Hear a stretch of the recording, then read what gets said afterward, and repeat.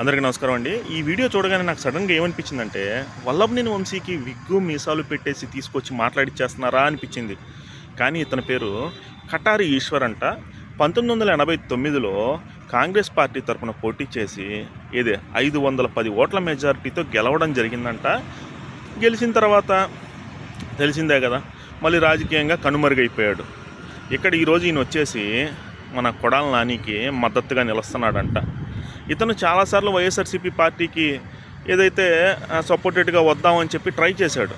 But ఇతను ఈ జగన్ ఇచ్చిన స్క్రిప్ట్లు అయ్యి పండించలేకపోయాడు. కాబట్టి జగన్మోహన్ రెడ్డి ఆల్మోస్ట్ పక్కన పెట్టేశాడు. ఇక్కడ మళ్ళీ ఇంకో మాట ఏం మాట్లాడుతున్నా అంటే, బీసీ మహిళలకు అన్యాయం జరిగింది, దానికి నేను ఒప్పుకోవట్లేదు అంటున్నాడు.